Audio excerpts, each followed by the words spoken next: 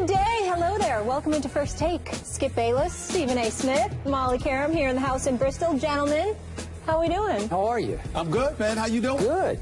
So my friend Stephen A. Smith just announced to me just before we went on the air, he's without his laptop today for the first time in forever? Ever. I've never done my show. Right. I've never done this show without my laptop, with the exception of us being on the road. You know, when you're on the road and you've got, you know, we've got like It's 6 or 7 craziness, different guests, that's different because, you know, he's just talking to the guests. But when it's us debating, I usually have my laptop. You're going to be fine. So, Gift of gab I think so. over here. I think so. I would like to announce on national TV, I have never, ever done this show with a laptop. No. So I don't need any help. I don't need it. And now you seem like you're in trouble. It's not like Are you you did. It's not nervous? like you've never had notes. Yeah. I got notes, but I actually prepare. You know, I don't have to look things up on the fly. I think America recognizes I'm always prepared because of the daily beatdown I provide. So I would definitely say that. But that's all right. We'll let you have that delusion. I'm so nervous right now without my laptop. I know. I can tell. I've never seen you like this. You look scared. I'm so nervous. Hold on. Let me drink because I'm so nervous. Oh, sip your tea. Would you like Molly to go first on the first question? I never actually, you know, it wouldn't bother me. I love it when Molly talks. Okay, good. Doesn't bother me. Guess what? None of us have laptops Molly. because mine is dead too. Oh, good. So that makes all three of us. We are technology free here. We're on a level playing field. We'll put our phones away. Finally. We're ready to go. All right, let's get into it, guys. With the win last night over the Pelicans, the Warriors became the fastest team in the NBA to 60 wins. The Warriors are now 60-6, on pace to break the Bulls' record of 72 wins in one season. Now, according to our Basketball Power Index, the Warriors now have a 71% chance of winning 72 games, 46% chance of winning 73 games. They also have a 40% chance of repeating as NBA champs. You got all that? Some statistics there for you. Stephen A., break it down for us. The question is, are the Warriors going to get to 73 wins? Well, I definitely think the chances should be better than 46%. I can tell you that much. You know, I've proclaimed a long time ago that I believe they'll get to 73 wins. And you got to understand how I look at it. When you talk about the regular season, I take a lot of things into consideration. I take into account the fact that it's a grinding 82-game schedule. I take into account, in terms of when I say the health of the players, I'm not talking about obvious health issues. I'm talking about fatigue. I'm talking about the lifestyles that I know certain players in the league to have. I take into account how you might act if you've got 2 days off in L.A. or you got 2 days off before you got a game in New York, or you got a back-to-back and you played in Charlotte one night and then the next night, you know, you're in D.C. I kind of know these cities, and I kind of know some of these players, a lot of these players. So I could sit up there and watching during the regular season saying, they're not going to show up. I could also look at home teams and say, all right, this is a game they're not going to do too well because they're a little bit comfortable because they had a day off or they had a couple of days off. I take all of those things into consideration. By the way, LeBron's team showed up Sunday at Staples, right? That was pretty impressive. But I expected them to do so. Okay, because they had a Saturday night in La La, right? But you know what, LeBron is. They did. LeBron consistently reminds guys of how disciplined they need to be. But more importantly than that, and what's something you would appreciate, LeBron ain't the type of person. It's not that he doesn't go to clubs occasionally or whatever, but he's not irresponsible in any way, and he's not a party animal. And he's all about business first. When you handle business, then you can afford leisure. And again, you know, Chauncey Billups, our very own Chauncey Billups, as an analyst. I told the story many, many times when he first arrived in Denver. You know, there was a party at a nightclub in Denver, and the clock struck midnight, and you just heard somebody whistle, and I saw Chauncey put up his hands and point this way, and I've never seen anything like that. It was damn near close to the Malcolm X movie with Denzel Washington, when he pointed the finger and everybody just turned and walked towards the door. That's what I saw the entire Denver Nuggets team do that night. I saw it with my own 2 eyes because Chauncey said it was time to go. So when you have that level of leadership, you don't have to worry about something like that. But I say all of that to say, with the Golden State Warriors, because of the tier Steph Curry is on and the manner in which he produces, the fact that he does what he does opens everything up for, and Golden State is the kind of team, it's not just that they win, they have fun actually playing the game. For some people, like say somebody like yourself, Skip, I think the results are what you enjoy. just as much, if not more, than the process. Whereas the Golden State Warriors, I mean, they actually enjoy playing the game of basketball. Yeah. It's not just winning. They actually have fun while they're just out there balling. It's a fun game for them. Teams like that are going to be very successful during the regular season because it's not a job to them. And because it's not a job to them, they're going to show up most nights. So having history staring them in the face, knowing that they could potentially make history en route to striving to repeat as champions, I believe elevates their chances of capturing 73 wins. And that's why I say this number, 46% chance of winning 73 games, I would say to you, it should be exponentially higher than that. Okay, so you're pretty much a done deal on 73. Yes. Is that what I'm hearing? Yes. Which is why, barring injury, we don't wish injury upon anybody, I would make it, and I'm not exaggerating this, I make it 100% that they're going to win 73 games. Heck, they could win 74 or 5 games, and it wouldn't surprise me one bit, because night after night, they look better and better. Do you realize last night they didn't have Iguodala? And I think, remember, he was only the Finals MVP, right? Yeah, it was against New Orleans, though. Okay, it was New Orleans, but I watched the first of the game, and Anthony Davis got off to a dominating start. And after about a quarter, I said, I can't take it anymore. I'm going to go to bed because Steph was starting to connect. And you know the rest of the story. Golden State's bench last night scored 55 points without Iguodala. And I'm saying, well, that's just not fair. Right. So I'm saying it's 100%. And I'm saying this because when I look at Steph Curry right now, I hate this topic. I despise talking about it because as all-time great as he is, and I'm on record, he is having the greatest single season ever.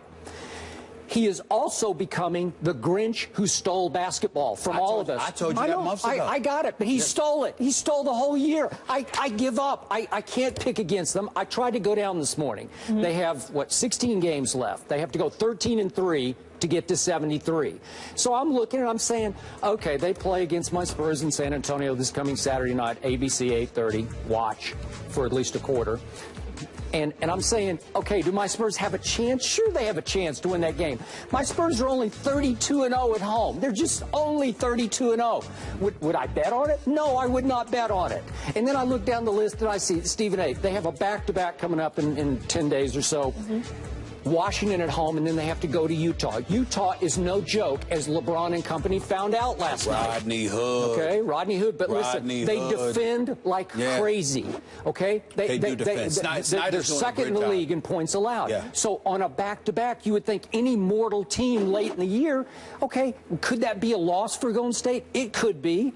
But I'm afraid to even say it because if the Golden State Warriors are watching right now, not that I have that much power, but if either of us say, hey, they're going to lose to Utah in this back-to-back coming up on March the 30th. You know what they'll do? They'll say, oh, yeah, watch this. And they'll go win by 35 at Utah because they're capable of winning by 35. And I look down the rest of the games and I say, like even this Friday night, they're at Dallas. You realize they've played Dallas one time this year on New Year's Eve, and you know what happened in that game? They got blown out at Dallas. But who didn't play in that game? Steph Curry. So what do you think they're going to do on Friday night at Dallas? They will say, watch this, and they will win by 20. Now, in a back-to-back, can they win on Saturday night at San Antonio? I've given up. I forgot they're playing Dallas Friday. I should go to that game. I forgot all about that game. There you go. There you go. I forgot all about that game. Add more things to your schedule. Well, no, I'm just saying, I'll be at the game Saturday in San Antonio. I forgot they played Dallas Friday. All right, so listen. I'm obviously a big Spurs fan, and I've been for a long, long time since their ABA days. So they are in the midst, my Spurs, of having their greatest season in the history of the franchise. They're on pace to eclipse the most wins they've ever had, which was 63. They're ahead of that pace right now. They are ahead in point differential of the Golden State Warriors. They've won by 12.2 to 11.0. My Spurs are first in points allowed, first in opponents' field goal percentage, first in defending the three-point shot. They're tied for first in field goal percentage on offense with Golden State. Well, if I give you those numbers, you would say my Spurs have a chance, wouldn't you? You'd say they're kind of even Steven. They're not. Trust me, I talk to people in and around the Spurs often. they think they have virtually no chance against this team without an injury happening, and they're not wishing injury upon anybody. Well, I'm just telling you. You know what Pop said publicly. Calm down. I'm not calming down. I'm calming up here. I'm serious. Well, listen to why I'm telling you to calm down. I'm not refuting what you're saying. What I'm saying to you is understand why. The reason why is Steph Curry. Now, let me throw something out at you. Skip Bayless, I'm very, very surprised and disappointed in you that you didn't bring this up. You know as well as I do that there are many, many occasions where we watch certain games and you get away with things that you normally don't get away with, particularly playoff time. You understand that even though Steph Curry is the sniper, the sharpshooter that he is, I would also like to remind you when they went against Oklahoma City in the last game they played against one another, how for an Oklahoma City game where he went ballistic. For those 3 quarters, you know, it would not only did Oklahoma City have a lead, but also the kind of game that they played. If you remember, one of the things that I talked about, talking to Isaiah, Dumas, John Sally, Bill Laimbeer, all of these guys, they talked about manning up, how there's too much switching, too much doubling, leaving somebody open, etc., etc. Man up and make sure under no circumstances is anybody free. And if they beat you, they beat you. When you do that, because Oklahoma City kept switching and there was always somebody in their face, you get to a point where you force somebody else to step up and beat you. Here's the interesting part about Golden State. Even when somebody else steps up and beats you, it's usually a tight game. The explosions come from Steph Curry explosions. But when you sit up there and you man up on him, and Steph Curry being as unselfish as he is and having the confidence in his teammates that he has, even when those other guys get off, you're talking about a tight contest. Greg Popovich and the San Antonio Spurs recognize that they're the underdogs, that the likes of what we're seeing from Steph Curry has pretty much been unseen. When you can pull up from 40, you just can't teach something like that. The flip side to it is that he doesn't force much. So if you put him in a situation where it's beneficial for him to give the ball to somebody else, then you never know what chances that you may have. This is what Cleveland is banking on. This is what Golden State is banking on. You combine that with the fact that nobody wants a boring NBA playoffs. I could see plenty of instances where there are calls that obviously some games Steph Curry is going to get the benefit of the doubt, and there are other games that may not happen. I wouldn't put it past. So are you suggesting that in the playoffs teams will play football with Steph Curry, rough him up, beat him up? I'm on record. That has to happen. I've been watching it all year. Every time, I saw Miami. I saw Pat Riley try to instruct his guys to do it, and he clowned all of them. It's all backdoor cuts. But I saw games against Oklahoma City. I saw games against the Clippers where they had a little more of a license, got away with it, and the games were highly competitive. All I'm saying to you is that don't rule that out. Because if you unleash Steph Curry and you can't touch him, I mean, it's going to make for a very boring playoffs. I've seen many, many years where officials let you play more during the playoffs than they do during the regular season. Not the entire playoff series, but games, increments within a game. I've seen that happen over the course of my 20 years covering the NBA. And I'm here to tell you, I think that could potentially happen, especially in a series against the Clippers or OKC or San Antonio. I definitely feel that's possible. Okay, so back to our question about winning 73. You realize my Spurs are going to play these guys 3 more times. The first time is the crucial time for me. And what I now hate about Golden State, though I highly respect it, is every time they get challenged, anytime anyone says you can't do that, they say, watch us do that. So with 73, they're all on the record. We're going to do this. We're going for it. We're not going to rest. We're going for 73 because we have a chance to do something that has never been done. It might not ever be done again. So I watch what's going to happen. My Spurs got them 3 times, twice the last week. Well, is Pop going to play those games hard? That's what I say. Are you going to let Duncan, Ginobili, and Parker play those games?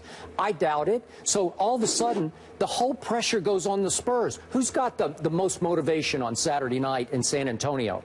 Spurs 32-0 at home. They haven't lost a game at home in about a calendar year. What do you think Golden State's going to think going in there? The pressure's all on the home team, because if they lose by 20 at home, what's it going to do to their psyche going into the postseason? Seriously. Well, again, if you got 3 more meetings, I think that's an overreaction. And I tell you, this is where Golden State is incredibly formidable, and I give them a lot of credit for this.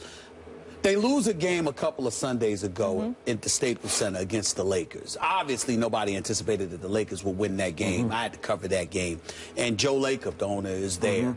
And it's halftime. And he's livid. I mean, livid. It's like, calm down. You got 5 losses on the season. I mean, pump the brakes, relax, and you know. And you're like, no, you should be losing this game. I mean, because that's how hyper competitive he was. That, you know, that descends down to everybody involved. So I get your point. The flip side is that against the San Antonios, against the OKCs and guys like that, you know, they've already established their level of dominance over against everybody. Now they've got the target on their back even more so. You're thinking, okay, this is the kind of stuff that gets them up. And I'm saying, yeah, but there are nights where they've gotten caught. Dallas caught them. Detroit caught them. Portland caught them. Milwaukee caught them. Now the elite teams haven't. At some point in time, there is nobody that goes through an entire season where you ramrod all the elite teams. At some point in time, they remind you ain't the only one that's elite. And I think that I don't care what kind of attitude the Spurs give you. They're too gifted, too good to roll over, lay on their back, and get steamrolled over by the Golden State Warriors repeatedly. Did the last time. So what? Okay. So what? I've seen. Listen, their championship seasons, I've seen them lose. I've seen them get steamrolled. It happens. I'm not saying that they're going to beat the Golden State Warriors. I'm saying to think that they're just going to get steamrolled over, that they've already conceded. In February, in March, we've got no shot against them. I mean, please, I'm not falling for that with the great Greg Popovich. He's Greg Popovich. Somehow, some way, he's playing possum. He's playing chicken. He's got something up his sleeve. No. I'm not saying, wait a minute. It's not a matter of, okay, if you're talking about Steph Curry pulling up from 40, okay, there's nothing you can do about that. But I could see Greg Popovich and the San Antonio Spurs forcing situations where we're going to make somebody else beat it. Klay Thompson, you the three-point champion, show us. Draymond Green, you having an all-star season, show it now. Okay? D'Angelo Barbosa, Iguodala when you get back healthy, Harrison Barnes, anybody but Curry. I could see something like that happening. Okay. And I wouldn't underestimate it. I'll tell you what I see. I see my San Antonio Spurs have become a great, and I don't use this word loosely, a great 2-point shooting team. The Golden State Warriors are the greatest 3-point shooting team I've ever seen. Which is why they're the favorites. 3-2, 3-2, 3-2. Thank you. Which is why they're the favorites. Well, all I'm saying to you, Skip, is we're having a debate about you talking about how San Antonio's conceded like they've got no chance. I'm saying that's ridiculous. San Antonio has a chance. Golden State's the favorite. Golden State's the favorite. They're the favorite over everybody. We get that. But the San Antonio Spurs. What did Pop say? What was it, a month ago? I don't care what he said. He said. I don't care what he said. I think he was being dead honest, and I told you that on the air that day. Really? Where he said, I have never spent, well, I'm paraphrasing slightly. Sure. I've never spent more time trying to figure out how to beat a team than I have trying to beat this team, and I don't have a way. Because there doesn't seem to be an obvious. Unless there's one way to beat them. Steph and Clay go 2 for 15 from 3. If you got that, which has happened. I know it has. Which has happened. Yeah. But I ask you a question, a very simple question about Greg Popovich. Okay, if he did figure out a way, would he tell you? Nope. That's all I've got to say. Well, if he would tell you, he wouldn't admit it. He wouldn't admit it. I do have my sources, and I'm pretty sure that he doesn't think that he has a way. I'm not debating that. I know how connected you are to the Spurs. I'm not challenging that. I'm simply making the point that Greg Popovich probably wouldn't admit it. No, he definitely wouldn't admit it, even if he did figure it out. So it doesn't mean anything to me. To him, it's always gloom and doom until the final buzzer sounds. It ain't over till it's over with him. Yep. So you can't go by that. That's all I'm saying. Okay. He's Greg Popovich. But in the end, we both agree we have never seen anything like this. I've been saying it for ages. Listen, Steph Curry is the great. Everybody catching on now. Yep. Steph Curry is the greatest shooter in NBA history. I've never seen a shooter like this guy. This guy is a marksman of the I've never seen a player like this guy. I'm not saying he's MJ, but the way he's doing it has never been done like this before. The only reason I don't go by that is because I've seen the Isaiahs of the world and others boogie and dance on people. They just can't shoot from long range like that. No. So all I'm saying to you is that ultimately everything else he's done on the floor, I've seen done except the shooting. And ultimately, you can dance and do all of that stuff. It's the fact that he pulls up from where he pulls up from, and it consistently touches the bottom of the net. That's what I haven't seen. But I've seen plenty of dudes with that handle. I've seen plenty of dudes that can dance and boogie on you the way that he does. I've seen all of that. I just haven't seen the shooting that comes with it. But like you mentioned, he's having fun and playing with a chip on his shoulder at the same time, which I love. Happy belated birthday to Steph Curry, who celebrated yesterday. I'm not wishing him anything. He's got enough. He doesn't need it from me. A lot to 73 wins from these two. I will say to you that it was beautiful watching his daughter sing Happy Birthday. So cute. That's what I'm like. I got it, kids. That was a sweetie. Yes, she was so cute. Andre Iguodala out 2 weeks, by the way, with that injury. All right, we're just getting started here. Skip's coming up. And what were you? If you take care of business, you can be a man of leisure? Yes. Yeah, I'll remember that. Yes. All right, let's go to the NFL now.